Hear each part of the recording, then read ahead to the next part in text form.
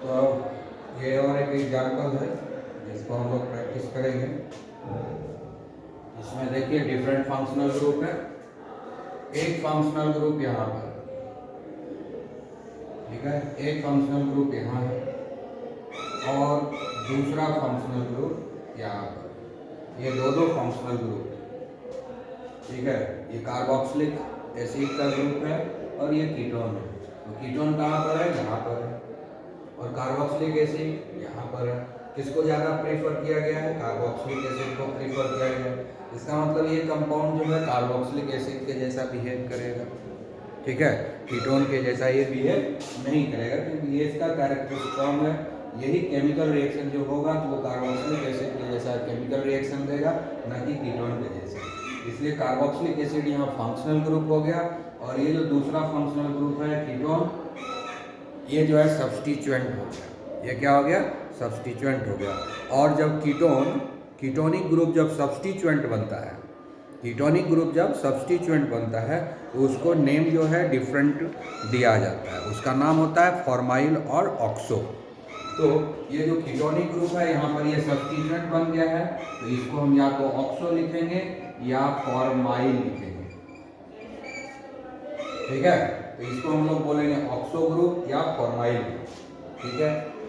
अब है कि हम लोग फंक्शनल ग्रुप को क्या करते हैं कि लोएस्ट एवर पोजीशन देते हैं, लोएस्ट एवर पोजीशन देते हैं, सबसे छोटा पोजीशन, सबसे कम पोजीशन देते हैं। तो इसलिए हम लोग काउंटिंग करेंगे इधर से। ये हो गया कार्बन नंबर 1, ये हो गया कार्बन नंबर 2, ठीक है। ये carbon number 1, carbon number 2, carbon number 3, carbon number 4। तो टोटल जो चेन का लेंथ हो गया वो 4 है, ठीक है ना। यानी ब्यूटेन होगा, ये 4 है तो ब्यूटेन होगा, क्योंकि कहीं भी डबल बॉन्ड नहीं है कार्बन में। ये डबल बॉन्ड का बात नहीं हो रहा, बात हो रहा है कार्बन कार्बन के बीच में डबल बॉन्ड ट्रिपल बॉन्ड है कि नहीं। देखो चारों कार्बन के बीच में कहीं भी डबल और ट्रिपल बॉन्ड नहीं है, तो इसलिए ये सैचुरेटेड कंपाउंड है, अनसैचुरेटेड नहीं है। दूसरा बात है कि एक सब्स्टिट्यूएंट ग्रुप यहाँ पे है। ये हो गया मिथाइल, ये हो गया ऑक्सो, ये क्या हो गया? मिथाइल। तो थर्ड पोजीशन पर मिथाइल है, सेकंड पोजीशन पर ऑक्सो है, ठीक है। अब ध्यान देने वाली बात है कि क्या हम क्या लिख सकते हैं, ठीक है। तो यहाँ पर हम लोग अगर इसको मिथाइल लिखते हैं, एम से शुरू होता है, इसको अगर ऑक्सो लिखते हैं तो ओ से शुरू होता है, तो अल्फाबेटिकली कौन पहले आएगा? ठीक है, वो आएगा या एम आएगा, ठीक है। तो एम आता है पहले, तो हम मिथाइल को पहले लिखेंगे, ठीक है। तो मिथाइल कहाँ पर है? थर्ड पोजीशन पर है, तो क्या लिखेंगे? 3 मिथाइल, 3 मिथाइल। और सेकंड पर ये ऑक्सो ग्रुप है, सेकंड कार्बन पर ऑक्सो है, तो लिखेंगे 2 ऑक्सो, ठीक है। 2 ऑक्सो हो गया। 3 मिथाइल, 2 ऑक्सो। उसके बाद होगा हमारा चेन, ये बनेगा, तो इसको लिखेंगे हम लोग ब्यूटेन, है ना, क्योंकि सिंगल बॉन्ड है, ब्यूट लिखा और सारे में सिंगल बॉन्ड है तो AN लगा और लास्ट में लग जाएगा ऑइक एसिड। ऑइक एसिड भी लिख सकते हो, 1 ऑइक एसिड भी लिख सकते हो, दोनों चलेगा, ठीक है ना। तो दोनों में से जो भी पसंद हो लिख सकते हो, oxo, butane, ऑइक acid. Carboxylic acid को हम लोग क्या लिखते हैं? ऑइक एसिड। तो नाम हो गया 2 ऑक्सो ब्यूटेन ऑइक एसिड। लेकिन अगर ऑक्सो की जगह हम फॉर्माइल लिखेंगे तो M और F पहले आएगा, तब हम कैसे लिखेंगे? तब लिखेंगे यहाँ पर 2 फॉर्माइल, ठीक है। अल्फाबेटिकली F पहले आता है ना, मिथाइल बाद में आता है, इसलिए इसको पहले लिखेंगे 2 formyl, 3 methyl, butanoic acid, butane ऑइक acid, 2 formyl, 3 methyl, butane ऑइक acid, ये लिखेंगे, ठीक है। तो ये नाम हो गया, ये दोनों ही नाम करेक्ट है, दोनों याद रखना है।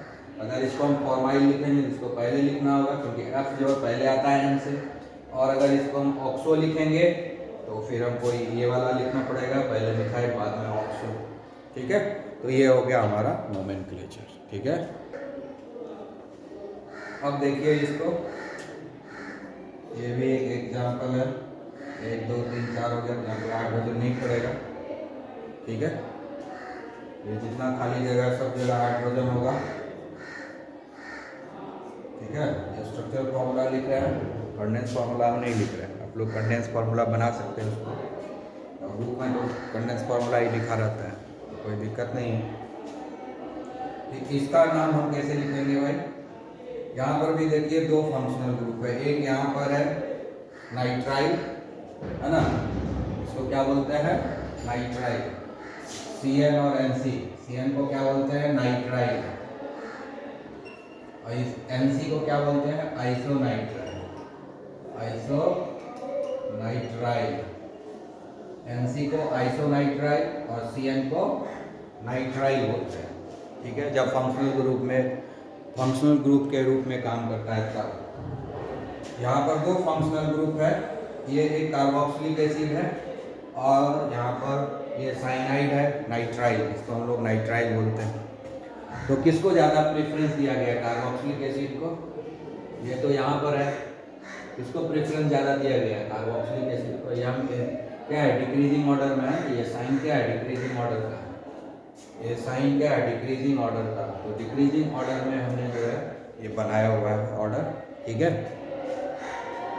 तो ये भी कार्बोक्सिलिक एसिड की तरह बिहेव करेगा, क्योंकि जिस कंपाउंड में कार्बोक्सिलिक ग्रुप रहेगा उससे मजबूत तौर पे होता नहीं है, उससे स्ट्रॉन्ग कोई होता नहीं है, तो बाकी जो फंक्शनल ग्रुप है वो तो सब्स्टिट्यूएंट ग्रुप ही बनेगा।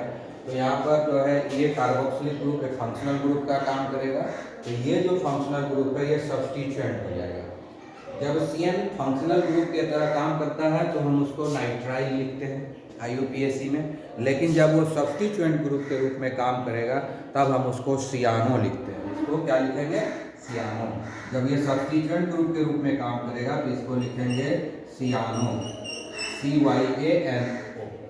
ठीक है, अब जो है हम फंक्शनल ग्रुप को लोएस्ट पोजीशन देंगे, 1 2 3 4, तो टोटल 4 कार्बन है, टोटल 4 कार्बन है, तो ये हो जाएगा हमारा ब्यूट। और पूरा कार्बन चेन में कहीं भी अनसैचुरेशन नहीं है ना? नहीं है ना, कार्बन कार्बन के बीच में कहीं भी अनसैचुरेशन नहीं है, कार्बन कार्बन के बीच में कहीं भी अनसैचुरेशन नहीं है, तो ये सैचुरेटेड कंपाउंड हुआ। ठीक है, तो इसलिए AN लगेगा, ब्यूटेन, और लास्ट में ओइक एसिड लग जाएगा। लेकिन आप सब्स्टिट्यूएंट ग्रुप 4th कार्बन पर है, इसको लिखना पड़ेगा, तो 4th कार्बन पर सब्स्टिट्यूएंट ग्रुप है, लिखेंगे 4 सियानो, 4 सियानो। उसके बाद क्या लिखेंगे हम लोग? ब्यूटेन, ब्यूट सैचुरेटेड है तो ब्यूट AN, ब्यूटेन, और उसके बाद ओइक acid, 4 cyano butanoic acid, 4 cyano butanoic acid इसका नाम हो गया। ठीक है, अच्छा, इसमें एक गलती हो गई है कि जब हम इसको सब्स्टिट्यूएंट ग्रुप कहेंगे, सियानो कहेंगे, तो C इसके साथ इंक्लूड हो गया है, इसलिए हम इसको चेन में इंक्लूड नहीं करेंगे।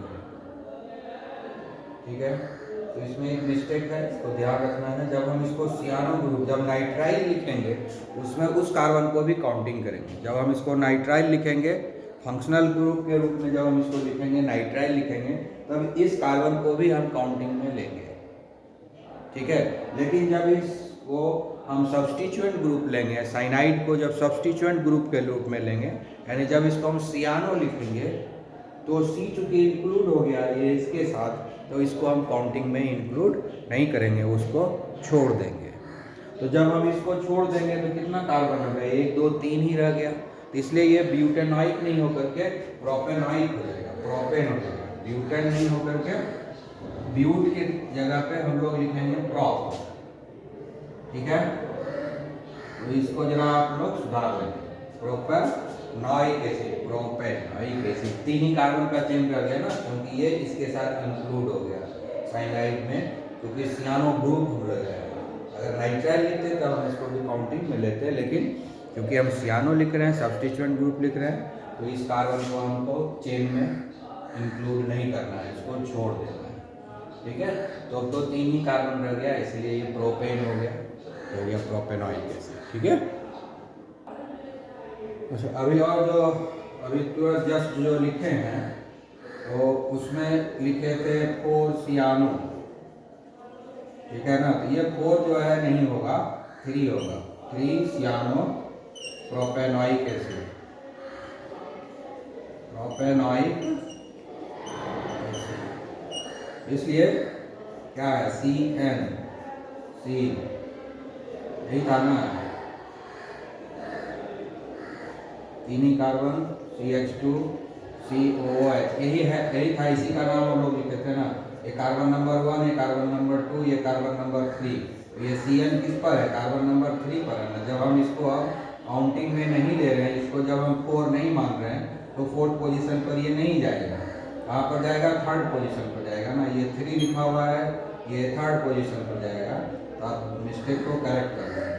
ठीक है, तो फर्स्ट, सेकंड, थर्ड, तीसरा है ये, ठीक है ना, फर्स्ट पोजीशन, सेकंड पोजीशन और ये 3rd पोजीशन।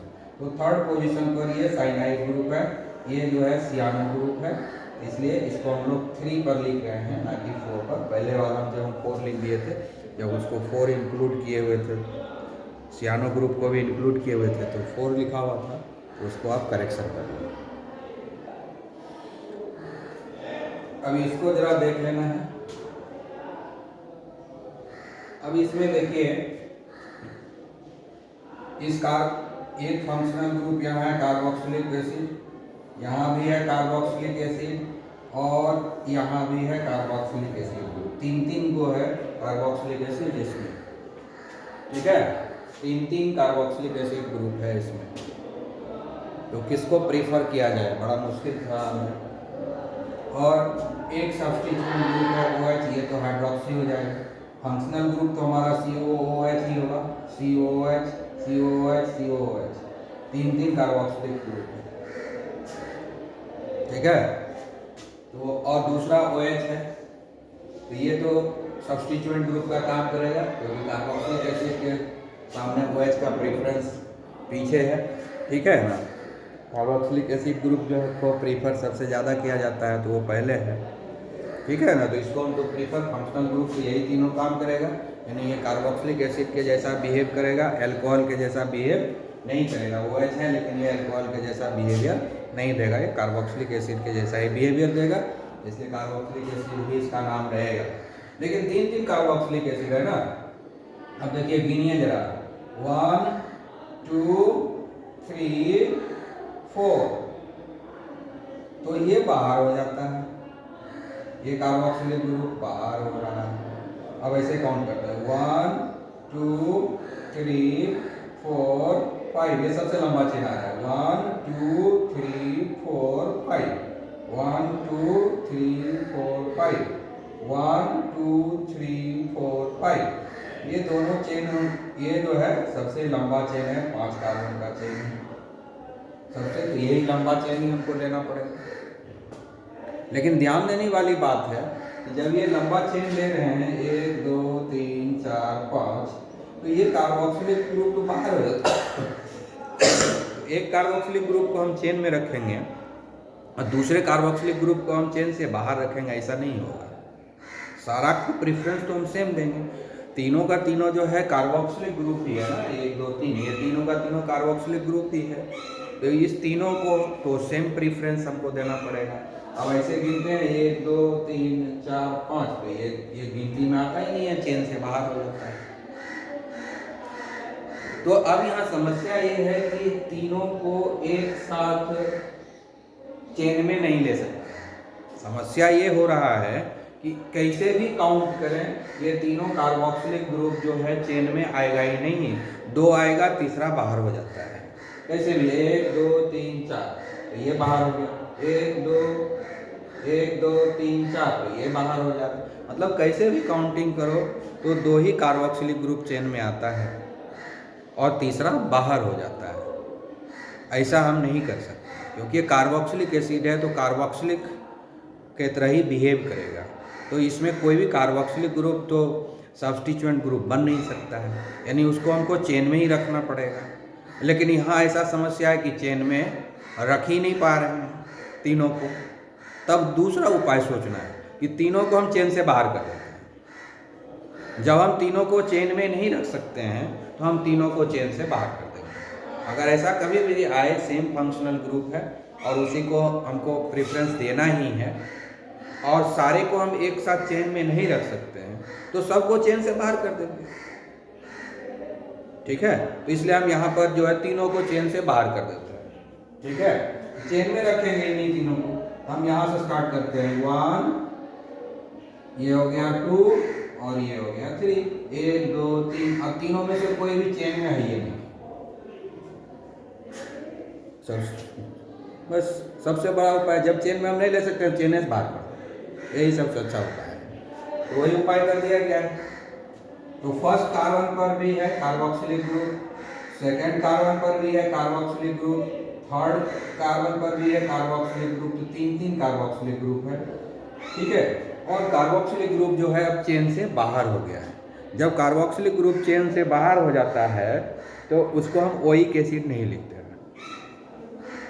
उसको हम लोग कार्बोक्सिलिक एसिड ही लिखते हैं। अभी तक हम लोग ओइक एसिड लिखते आ रहे थे क्योंकि कार्बोक्सिलिक ग्रुप का कार्बन चेन में इंक्लूड रहता था हर जगह। कार्बोक्सिलिक एसिड का जो कार्बन था वो चेन में इंक्लूड रहता था, लेकिन अभी क्या किए हैं कि कार्बोक्सिलिक एसिड ग्रुप के कार्बन को चेन से बाहर करते हैं, इसलिए इसको हम ओइक एसिड नहीं लिखेंगे, हम डायरेक्टली लिखेंगे कार्बोक्सिलिक एसिड। क्या लिखेंगे? Carboxylic acid. अब है और भी देखें कोई सब्स्टिट्यूएंट है, तो एक OH ग्रुप है ना, ये OH, ये हाइड्रोक्सी हुआ कि नहीं? ठीक है, OH ग्रुप को हम लोग क्या बोलते हैं? हाइड्रोक्सी ग्रुप बोलते हैं। तो हाइड्रोक्सी ग्रुप हुआ, हाइड्रोक्सी कहाँ पर है? सेकंड कार्बन पर है, हम लोग लिखेंगे 2 हाइड्रोक्सी, 2 हाइड्रोक्सी। ये हो गया हाइड्रोक्सी हमारा OH ग्रुप, ये OH ग्रुप जो है क्या हो गया? हाइड्रोक्सी। ठीक है, ये 2 हाइड्रोक्सी फर्स्ट सेकंड थर्ड तीनों पर है कार्बोक्सिलिक ग्रुप। तो 3 कार्बन का चेन हुआ ना, 1 2 3, 1 2 3, 3 कार्बन है, तो तीनों कार्बन है और तीनों में के बीच में कहीं भी डबल बॉन्ड नहीं है, कार्बन के बीच में सिंगल बॉन्ड, ये दोनों कार्बन में सिंगल, मतलब इस तीनों कार्बन के बीच में कहीं भी डबल बॉन्ड या ट्रिपल बॉन्ड नहीं है, सिंगल बॉन्ड ही है, तो ये सैचुरेटेड हो गया। तो इसलिए क्या लिखेंगे इसको हम लोग? प्रोपेन लिखेंगे, 2 हाइड्रोक्सी प्रोपेन। ठीक है, 2 हाइड्रोक्सी प्रोपेन। अब कार्बोक्सिलिक एसिड 3 जगह है ना, तीनों का पोजीशन बताना होगा, कहाँ कहाँ है? 1 2 3, कहाँ कहाँ carboxylic acid group? Carbon number 1 पर कार्बोक्सिलिक ग्रुप है, कार्बन नंबर 2 पर कार्बोक्सिलिक ग्रुप है, कार्बन नंबर 3 पर भी कार्बोक्सिलिक ग्रुप है। इसीलिए लिखेंगे 1 2 3, पोजीशन बता दिए 1 2 3। कितनी बार है? 3 बार है, तो लिखेंगे ट्राई। क्या लिखेंगे? ट्राई। और यहाँ पर ओइक एसिड नहीं लिखेंगे क्योंकि चेन से बाहर है कार्बोक्सिलिक एसिड ग्रुप, चेन से बाहर है, डायरेक्ट लिखेंगे कार्बोक्सिलिक एसिड। तो try carboxylic acid, try carboxylic acid, try carboxylic acid. तो नाम हो गया 2 hydroxy, 2 hydroxy propane, 1 2 3, 1 2 3, try carboxylic acid. ठीक है, ओके। अब ये एग्जाम्पल है, तो इसमें देखिए क्या क्या फंक्शनल ग्रुप है। ये कार्बोक्सिलिक ग्रुप है, एक ये फंक्शनल ग्रुप हो गया। दूसरा देखो ये ईस्टर है, ईस्टर है ना, ये ईस्टर है, और बॉन्डो COOR COOCH2CH3। ठीक है, इसको अगर कहीं क्वेश्चन में देखोगे तो इसको ये कैसा लिखा हुआ मिलेगा मालूम है? ये पूरे को हम लिख सकते हैं COO COO CH2CH3, C2H5। किसी किसी क्वेश्चन में इस तरह से लिखा हुआ मिल जाएगा आपको, COO C2H5 क्या चीज़ है, इसको लिखे हुए हैं, ये COO C2H5 लिख सकते हैं ना इसको, वो यहाँ लिखे, ठीक है ना, मतलब वो कि ये दोनों सेम चीज़ है ना, इसको ऐसे भी हम यहाँ लिख देंगे COO C2H5 भी लिखा हुआ कहीं कहीं मिलेगा, तो इसलिए कंफ्यूज नहीं होना है कि COO C2H5 क्या है, कि डबल बॉन्ड रो OCH2CH3 क्या है, ईस्टर है, ये क्या है, ईस्टर है। अगर ये फंक्शनल ग्रुप के रूप में काम करता तो हम इसको ईस्टर लिखते, O8 लिखते। ईस्टर को कैसे लिखते हैं, O8 OATE। लेकिन यहाँ पर तो फंक्शनल ग्रुप का काम कौन करेगा, ये कार्बोक्सिलिक ग्रुप, तो ये तो सब्स्टिट्यूएंट ग्रुप बन जाएगा ना। तो सब्स्टिट्यूएंट ग्रुप जब बन जाता है कोई ईस्टर तो उसका नाम अलग होता है, ठीक है ना। कोई भी ईस्टर जब सब्स्टिट्यूएंट ग्रुप बनता है तो उसका नाम अलग होता है, उसका नाम होता है कार्ब अल्कोक्सी। उसका नाम क्या होता है, कार्ब अल्कोक्सी, ठीक है। तो और देखो एक और फंक्शनल ग्रुप है यहाँ पर, ये भी है डबल बॉन्ड। तो 1 2 3 फंक्शनल ग्रुप है यहाँ पर, ठीक है। तो तीनों में सबसे ज़्यादा प्रीफर किसको करेंगे हम लोग, कार्बोक्सिलिक एसिड, ठीक है, कार्बोक्सिलिक एसिड को हम प्रीफर करेंगे। तो ये हो गया हमारा फंक्शनल ग्रुप, तो ये हो जाएगा हमारा सब्स्टिट्यूएंट, ये हो गया सब्स्टिट्यूएंट, ये सबको बाद में हम लोग लिखेंगे, पहले हमको जो है ये फंक्शनल ग्रुप यानी ये जो बिहेव करेगा वो कार्बोक्सिलिक एसिड के जैसा बिहेव करेगा। तो ठीक है, तो पहले हम लोग सब्स्टिट्यूएंट ग्रुप को लिखते हैं। तो सब्स्टिट्यूएंट ग्रुप कौन है, ये है ना। तो क्या बताए, इसको हम लोग इन जनरल जब ये सब्स्टिट्यूएंट ग्रुप हो जाता है तो इसको हम लोग बोलते हैं कार्ब एल्कोक्सी। इसको क्या लिखते हैं, कार्ब एल्कोक्सी, कार्ब एल्कोक्सी, ये है इन जनरल कार्ब एल्कोक्सी। तो यहाँ पर क्या है, CH2CH3 है ना, तो क्या लिखेंगे, ethoxy, carb ethoxy, carb alkoxy, alkane से अल्कोक्सी, तो यहाँ पर क्या है, इथेन है, CH2CH3 है, इथेन है। तो अगर ईस्टर के रूप में लिखना होता तो हम क्या लिखते हैं, इथाइल ईस्टर होता ना, ये इथाइल इथेनॉइक लिखते हैं। लेकिन यहाँ पर क्या लिखेंगे हम लोग, कार्ब अल्कोक्सी। तो इसको क्या लिखेंगे हम लोग, ये जब सब्स्टिट्यूएंट ग्रुप में लिखाएगा इसका नाम होगा कार्ब